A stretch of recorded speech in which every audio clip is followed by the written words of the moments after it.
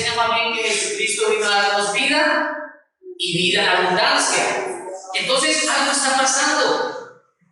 Como pastor, por la gracia de Dios, me ha tocado atender a personas en unas crisis nerviosas, a otros pasando por una profunda depresión, por unos cuadros de ansiedad severos, de angustia, y entonces uno dice, Dios mío, como dice la Escritura, el diablo anda como león rugiente buscando a quien devorar.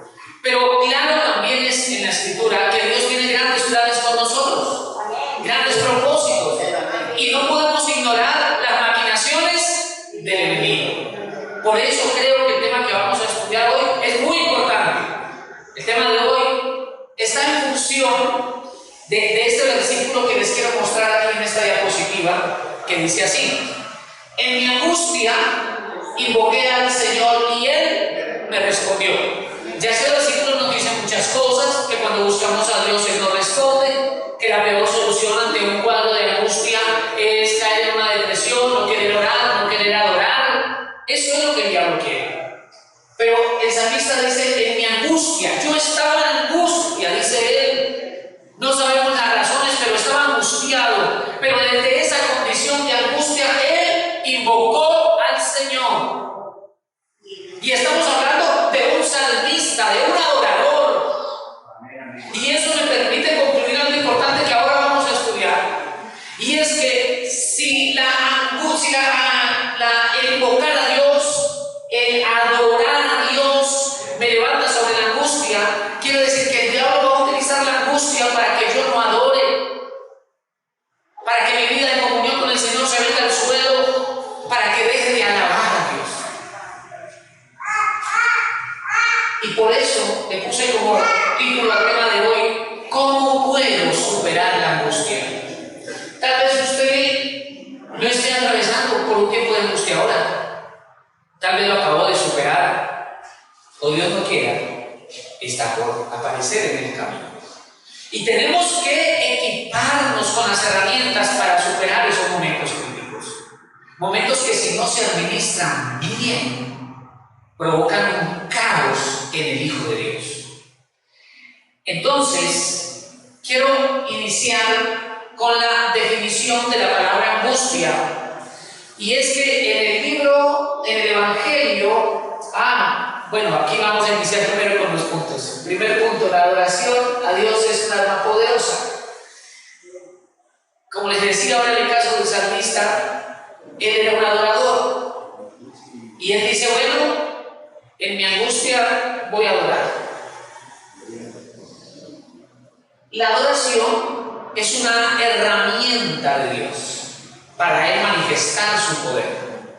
La adoración es una arma poderosa. ¿Cuántas veces usted y yo hemos estado en una crisis emocional y nos ponemos a adorar al Señor y todo cambia?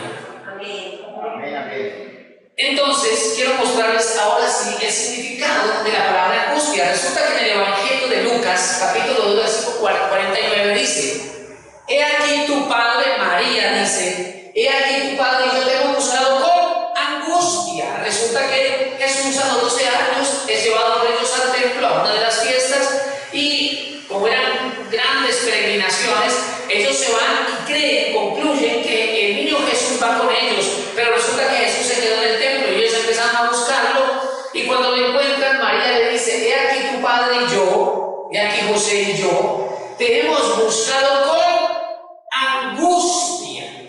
La palabra angustia se traduce de un término griego que es odunao. Ese es el término bíblico original. Y esta palabra tiene dos significados: padecer dolor y estar desesperado.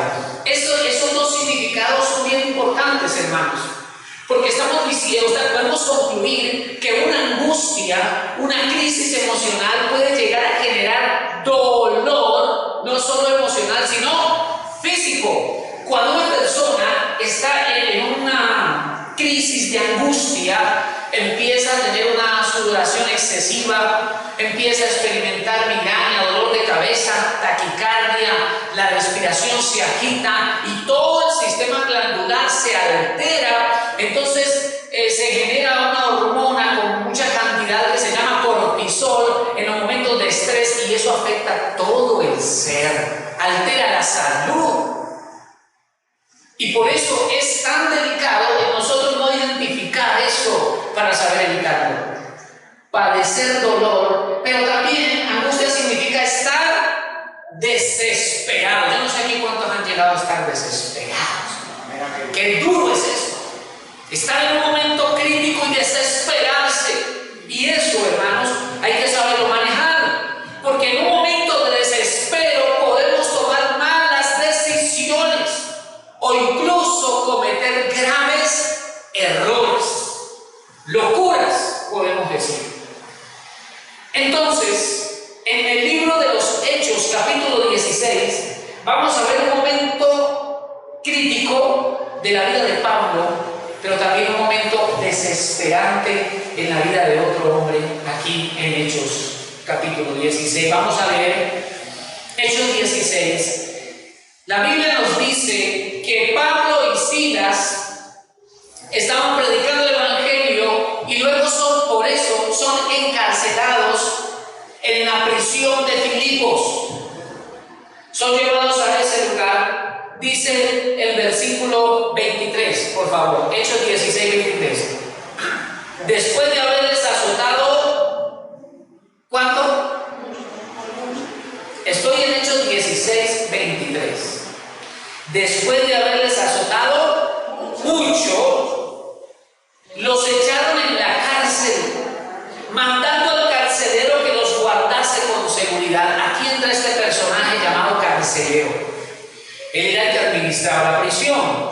Versículo 24, el cual, recibido este mandato, los metió en el calabozo de más adentro y les aseguró los pies en el cepo. Imagínate cómo es el calabozo de más adentro: oscuro, frío, húmedo, pequeño, etc. Pero además de eso, les aseguran los pies en el cepo, como les he explicado. Entonces el cepo era una herramienta de tortura. Abrían los pies al máximo, ponían el otro madero encima y se quedaban ahí toda la noche con los pies en el cepo. Pero además de eso, ¿cómo estaban sus espaldas? Heridas a causa de los muchos azotes. Imagínate esa noche. Imagínate lo que ha venido a la mente de Pablo y Silas. Podríamos preguntarnos, ¿pero dónde está Dios si nosotros le servimos al Señor? ¿Dónde está la protección de Dios si estamos predicando el Evangelio? Como a veces a nosotros nos sucede un tiempo difícil en la familia, en la economía, en la ciudad, en las finanzas, en la salud, o de pronto una crisis emocional. Somos creyentes, somos hijos de Dios, estamos sirviendo al Señor y puede surgir la pregunta: ¿dónde está Dios? ¿Por qué el Señor no me protegió? ¿Por qué el Señor no evitó que X o Y cosa sucediera? Además, están heridos, están viviendo tortura, están en un calabozo oscuro. Esa es la situación.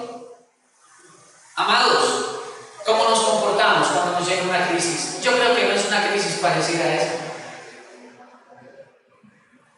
Y la Biblia dice en el versículo 25: pero a medianoche, orando. ¿Qué estaban haciendo ellos?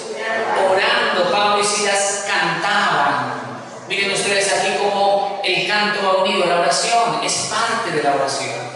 Cantaban himnos a Dios y los presos los oían. O sea que cantaban en voz alta. Claro que a medianoche no hay mucho ruido, pero ellos estaban orando, orando y empezaron a cantar. Cantar con los pies en el cepo, cantar con la espalda herida.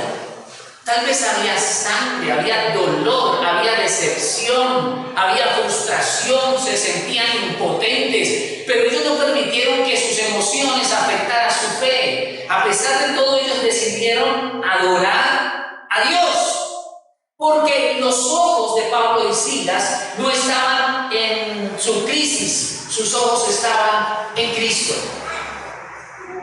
Hermanos, pase lo que pase, aunque duela, hay que poner siempre los ojos en Jesucristo el Señor. Y yo creo que momentos así ponen en evidencia nuestra fe en el Señor. Hasta dónde llega realmente nuestra fe en el Señor. Y mientras adoraban, sus corazones fueron fortalecidos, ellos fueron afirmados en la fe, en la esperanza. Entonces no cayeron en la depresión, no cayeron en la angustia. Ellos estaban en un calabozo, pero su espíritu estaba libre para adorar a Dios. Entonces hay quienes pueden, como Pablo, estar en una celda, pero estar libres en su espíritu, porque están haciendo la voluntad de Dios. Pero hay quienes están libres y andan por la calle, pero su corazón está preso, su corazón está en una cárcel de angustia, en una cárcel de depresión, en una cárcel de soledad, en una cárcel de tristeza. Pero ante la sociedad reímos y queremos demostrar que todo está bien. Pero cuando estamos en casa, cuando se cierra la puerta de la habitación, entonces viene ese malestar. Y eso nosotros tenemos que identificarlo. Y la Biblia dice que ellos se metieron a orar. Yo me imagino esas alabanzas, esa adoración, esos himnos. Y estaban en esas. Versículo 26. Entonces sobrevino de repente un gran... Hermano, ¿cierto que cuando ocurre un terremoto todo el mundo se arrepiente? ¿Qué es lo primero que decimos cuando hay un terremoto? ¡Ay, Dios mío! ¡Ay, Dios mío! Yo creo que hasta el más ateo invoca a Dios cuando hay un terremoto. Hermano, y qué pequeños nos sentimos cuando hay un temblor. ¿Para dónde correr? ¿Qué hacer? Es terrible porque es una situación que se nos sale de las manos. Pero el que está confiado en el Señor, precisamente su corazón está seguro de Dios. Verso 26. Entonces sobrevino de repente un gran terremoto, de tal manera que los cimientos de la cárcel se sacudían. Mire lo que dice: los cimientos de la cárcel no dice que se movían, se sacudían. ¿Cuándo usted y yo utilizamos la palabra sacudir? Cuando cogemos esa pobre camisa. Eso. Y hasta no falta quien diga: sacuda más duro. Tú te puedes imaginar lo que es sacudir los cimientos. Dice aquí entonces: los cimientos de la cárcel se sacudían y al instante se abrieron ¿qué? Todas las puertas, celda por celda. Esas puertas comenzaron a abrirse. Se abrieron también las puertas principales de la cárcel. Se abrieron las puertas y por último, verso 26 dice: y las cadenas de todos se soltaron. Las cadenas de todos se soltaron, se rompieron, cayeron las cadenas.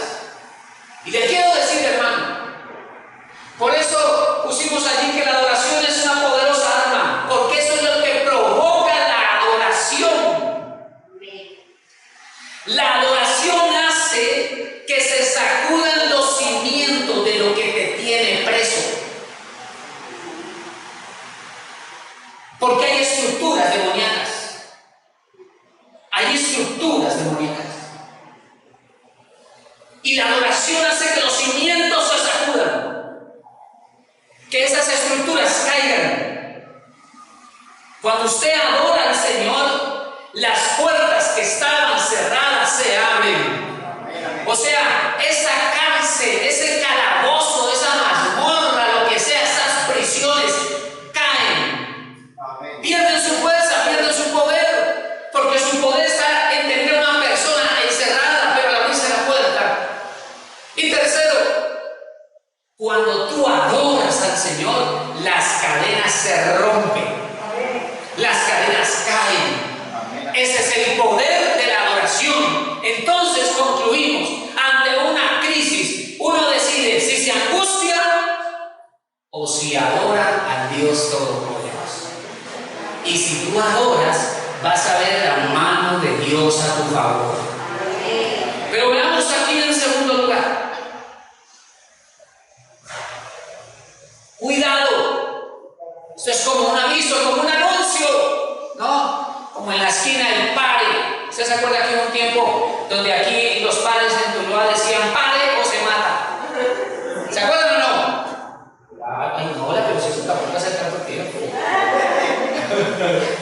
Sí, la alcaldía de Cartazaba, si no está mal. Pare o se mata. Uy, Dios mío, que pare mejor.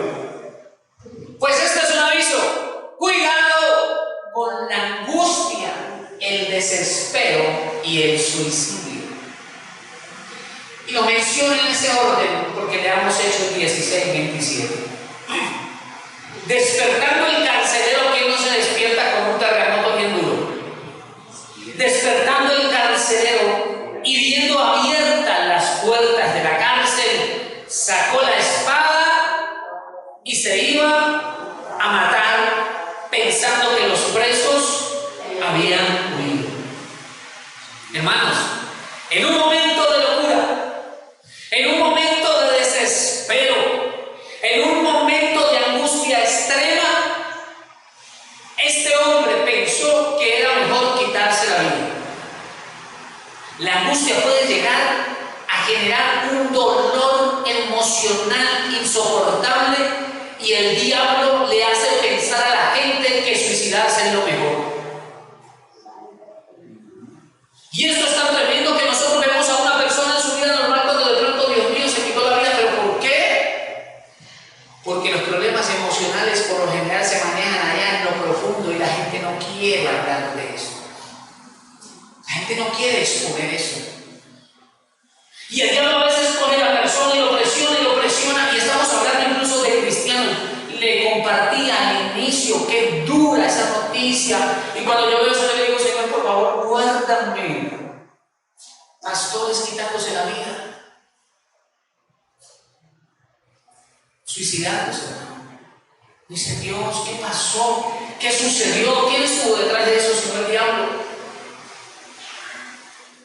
En este caso en particular estamos hablando del carcelero de la prisión de Filipos. Él concluye que todos los presos se fueron y se van a suicidar, se van a quitar la vida. ¿Por qué? Porque el diablo le hace pensar que es mejor hacer eso que enfrentar un juicio, que enfrentar la vergüenza pública, que tener que rendir cuentas a las autoridades romanas. Al parecer uno de los castigos de los carceleros, si dejaban de escapar los presos, era la muerte o un severo juicio. Así que él dice: pues lo mejor es quitarse la vida. Pero el suicidio es una obra del destructor, del diablo, porque él vino a matar, hurtar y destruir. Pero Jesucristo vino a darnos vida y vida en abundancia. Entonces nosotros tenemos que ser conscientes de eso. Y leyendo acerca del suicidio, hermanos, el suicidio es una epidemia hoy día. ¿Sabía usted que cada año, más de 700,000 personas se quitan la vida y muchas más lo intentan? Decía un subtítulo allí: una persona se suicida cada 5 segundos en el mundo. Y me llamó la atención esto, y por eso anoté esa frase: la tasa de suicidio es más elevada en los países de ingresos altos. Oiga, la tasa de suicidios, no la cantidad de suicidios. Quiero decir, si un país tiene 500 personas, si otro país tiene 10,000 personas, pues va a haber más suicidios donde hay 10,000. Pero cuando se ve la media, el promedio, el porcentaje es más alto en los países de ingresos altos que en los países de ingresos bajos. La mayoría de la sociedad humana concluye que en el dinero o en la abundancia de los bienes materiales está la felicidad, pero me llamó la atención eso: la tasa de suicidio es más elevada en los países de ingresos altos. Entonces esto nos recuerda, hermanos, que el verdadero gozo y la verdadera vida solo está en Jesucristo nuestro Señor. Él es la fuente de nuestro gozo. En Él tenemos vida, y no solamente, hermanos, vida aquí, sino vida eterna, que al fin y al cabo es lo más importante. Hermanos, pareciera a veces como un cliché, o pareciera a veces como una verdad que no es necesario repetir, pero es fundamental. Dios es amor. Y es necesario creer eso. No solamente cuando estamos bendecidos, cuando nos está yendo bien, cuando los proyectos salen adelante, la vida tiene esa bonita.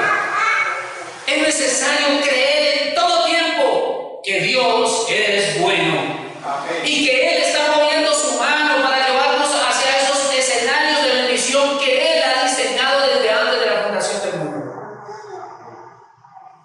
Siempre tenemos que tener presente, hermano, porque el enemigo en los momentos difíciles, yo no sé, no va a levantar la mano, pero yo no sé cuántos aquí un día le vino el pensamiento, es mejor morirse. Yo no tengo la verdad que no me suicidaba. Claro que nosotros por apariencia, no, pastor, yo jamás. No.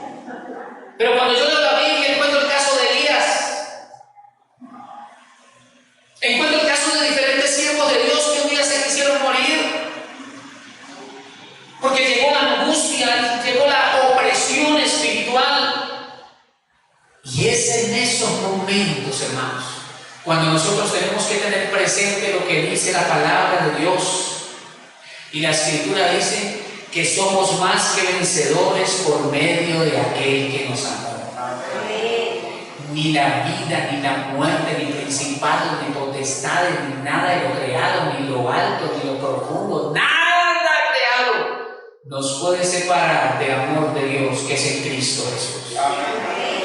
Y eso tenemos que tenerlo presente siempre, hermano, siempre, porque es una verdad de Dios. Ahora el asunto es, ¿y cómo hago yo para enfrentar un momento de crisis, de angustia? Vamos a desarrollar el punto número 3 aquí. ¿Cómo ser libres de la angustia y de la muerte? Obvio que todos vamos a morir un día y vamos a ir a la presencia de Dios, pero que sea en la voluntad y en el tiempo de Dios. No a la manera del reino de las tinieblas. No en el tiempo del reino de las tinieblas, sino en el tiempo perfecto de Dios. Entonces nos dice el libro de los Hechos, capítulo 16, versículo 28, hermanos. Hechos 16, 28. ¿Recuerdan ustedes que en el versículo anterior el carcelero qué iba a hacer? Se iba a matar, se iba a suicidar. Verso 28. Mas Pablo clamó a gran voz, es decir, Pablo gritó, diciendo: no te hagas ningún mal, pues todos estamos aquí. Entonces, pidiendo luz, se precipitó adentro y temblando, se postró a los pies de Pablo y de Silas. Y sacándolo le dijo: Señor, ¿qué debo hacer, señores? ¿Qué debo hacer para ser salvo? En el verso 28 estamos viendo a un hombre llamado Pablo, al siervo de Dios, a un hijo de Dios, a un cristiano, diciéndole al carcelero de Filipo, diciéndole: no te mates, no hagas eso, no te hagas daño. Y vemos en Pablo aquí la figura de un cristiano que lleva el mensaje de vida. No el cristiano que acusa, no el cristiano que es indiferente ante la necesidad y crisis de los demás. A veces el cristiano tiene la oportunidad de compartir las buenas nuevas a alguien que está en crisis y le da pena. Se queda callado. Hay personas que hoy día han nacido de nuevo en Cristo, son seguidores de Jesús y llevan años sin hablarle a otra persona de Jesucristo. Somos instrumentos de Dios para que otros conozcan a Dios y a su palabra, para que otros sean libres. ¿Sabe qué dice la Biblia de Jesús? Que el Espíritu Santo vino a reposar sobre él para dar libertad a los cautivos, para sacar a los presos de la cárcel. Pero Jesús nunca fue a una cárcel romana a sacar un preso. Estaba hablando en sentido espiritual, porque son muchas las personas que están cautivas, están encarceladas, son presos de la depresión, de la angustia, de la ansiedad.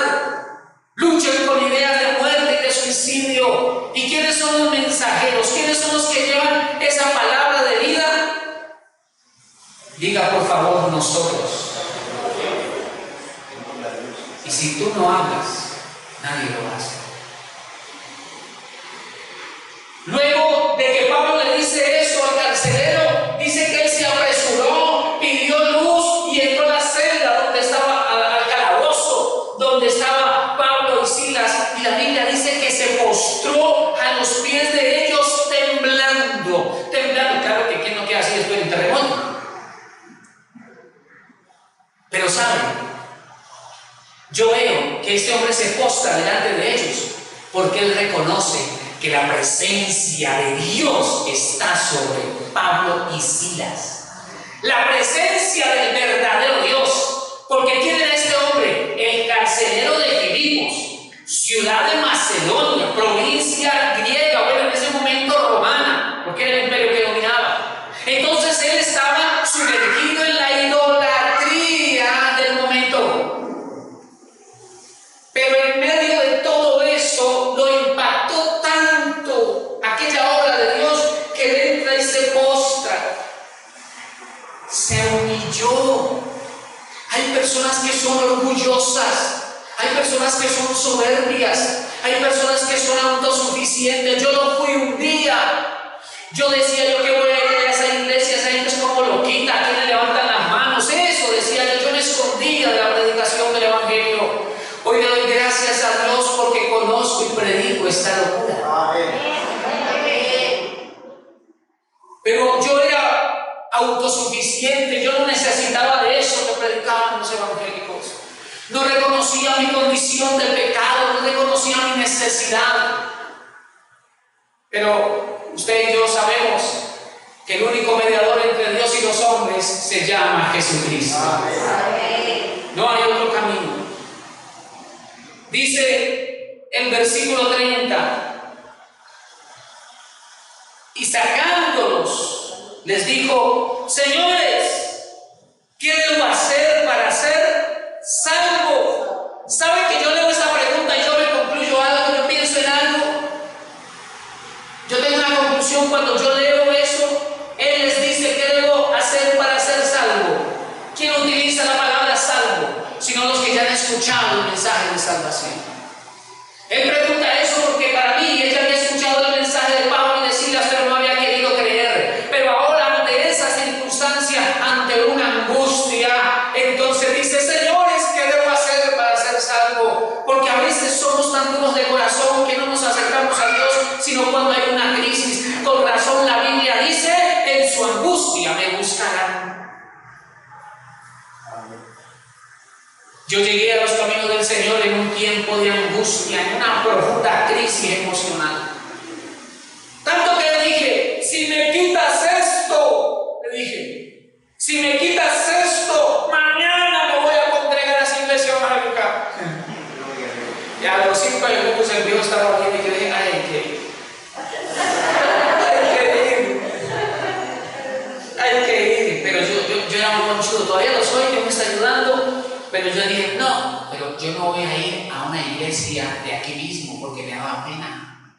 Entonces yo dije: voy a ir. Yo vivía en Florida y estudiaba en Cali, en la Universidad del Valle. Entonces dije: como mañana, el día siguiente era un sábado, dije: mañana como voy para Cali a estudiar, entonces entro un ratito a la iglesia y asunto arreglado con Dios.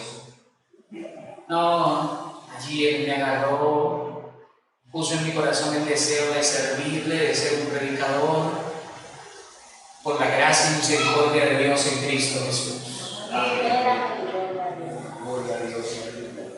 ¿Qué debo hacer para ser salvo?, pregunta este hombre. Una pregunta tan corta, tan concisa, ¿cierto? ¿Qué debo hacer para ser salvo? Y entonces Pablo le contesta de la misma manera: cree en el Señor Jesucristo y serás salvo tú y toda tu casa. Y cuando yo leo esto, yo leo y yo veo que la voluntad de Dios es que nuestra familia se salve. Yo sé que a veces luchamos, recién convertidos, yo anhelaba que toda mi familia llegaba a los pies de Cristo, con intensidad. Entonces me volví cansón, me volví un evangélico cansón. ¿Sabe cómo son los evangélicos cansones? Que le dan versículazos a la familia. Se la pasa como un güey, yo era de esos. Y yo criticaba a mi familia porque no oraba, porque no buscaba a Dios. Pero ellos no habían conocido aún lo que yo había conocido. Me tomó tiempo comprenderlo. Hoy ya tengo una excelente relación con mis hermanos. Oro por ellos. Y yo sé que Dios está trabajando en ellos. Algunos miembros de mi familia poco a poco empiezan a acercarse. Pero estoy convencido y me apropio de esta palabra. Y como resultado de mi fe y de mi oración, mi familia llegará a los pies de Cristo. Y tenga usted presente eso. Como resultado de su fe, de sus oraciones, de su testimonio, su familia llegará a los pies de Jesucristo, porque Él si hay algunos que están reticentes, o sea, resistentes, como que no quieren escuchar, esos se van a convertir de todo corazón y van a ser tremendos servidores para la gloria de Dios. Van a llegar a los pies de Jesucristo, se van a servir y van a ser más intensos que nosotros.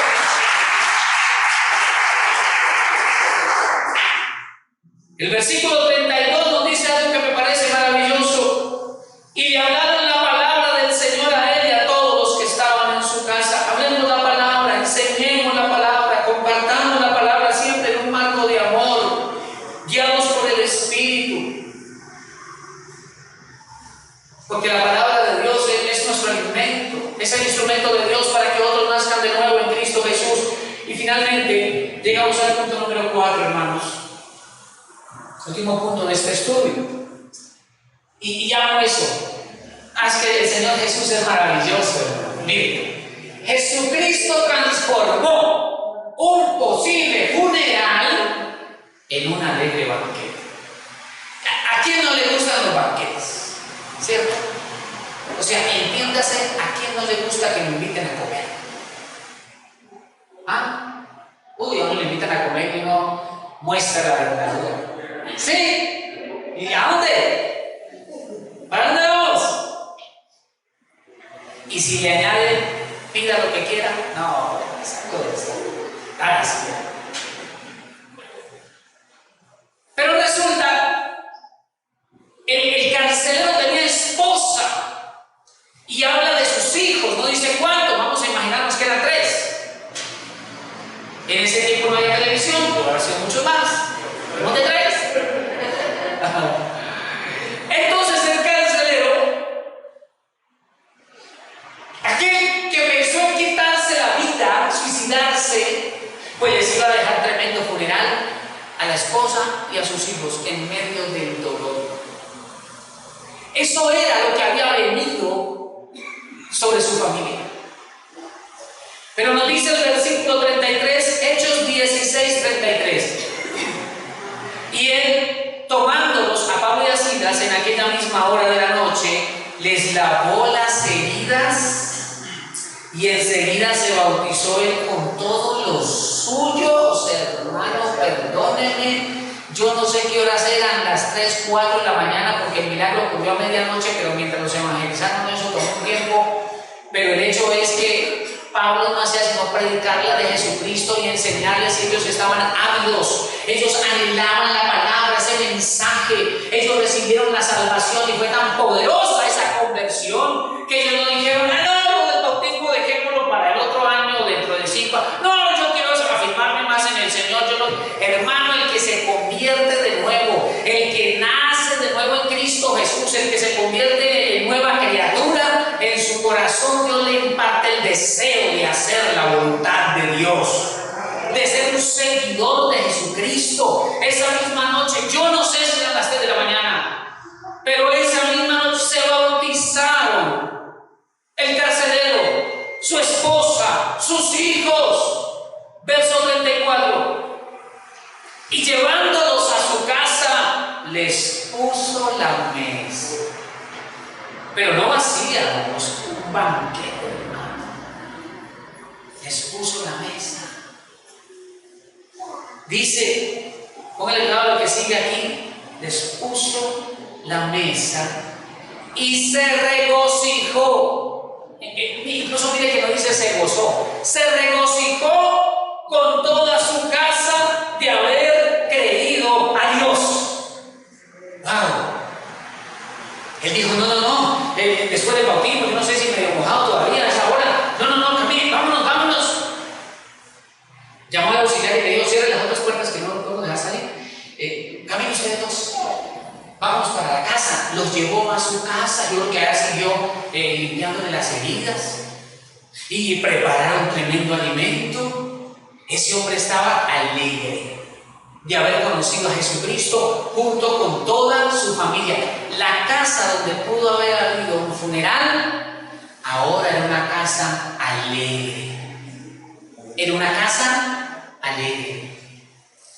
Y me acordé que en una ocasión, un principal de una sinagoga llamado Jairo, le dijo a Jesús, ven, ven a mi casa, llora por mi hija, creo que tenía 12 años, está enferma, está a punto de morir, ven y ora por ella. Y la Biblia dice que cuando Jesús llegó, la gente estaba llorando. Esa casa sí estaba bajo un manto de un funeral. La gente lloraba porque la niña había muerto, la gente se lamentaba, dice la Biblia. Entonces Jesús dijo, no lloren, la niña no está muerta, ella duerme. Y todos se reían y se burlaban de él. Entonces él los mandó a sacar, nomás se quedó con los padres y sus discípulos y le habló a la niña. Y le dijo, muchacha, levántate. Y el Espíritu volvió sobre ella y aquella niña se levantó. Y eso es lo que hace Jesucristo cuando llega a una persona. Cuando Jesucristo llega a un corazón, trae vida. Eso es lo que hace Jesucristo cuando llega a una casa, la transforma. Y si en la casa hay una atmósfera de muerte, Jesucristo trae vida. Si en la casa hay una atmósfera de contienda y de rencilla, el Señor Jesús trae paz y armonía. Si en la casa hay caos y ruina, Dios trae paz y prosperidad y bendición, porque a donde llega Jesucristo todo es transformado. El diablo quiere mostrar lo contrario. El diablo quiere traer miedo, ansiedad, angustia, llevar a la muerte a las personas. Pero cuando nosotros traemos a Jesucristo a nuestra vida, cuando traemos a Jesucristo el Señor a nuestra casa, todo es transformado para la gloria de Dios. Piense por un momento, ¿qué le está causando esta tristeza? ¿Qué se ha venido a convertir en un factor que angustie su corazón? ¿Qué está pasando en tu casa? Tal vez el enemigo se ha robado de tu casa algunas cosas: la paz, la armonía, la unidad, la obra que Jesús venía haciendo. Pues esta es la mañana donde vamos a poner en las manos de Jesucristo todas esas cosas y vamos a pedirle al Señor Jesús: Señor, ven a mi casa y obra milagros. Porque Jesucristo es el mismo ayer y hoy y por los siglos. Jesucristo sigue haciendo milagros.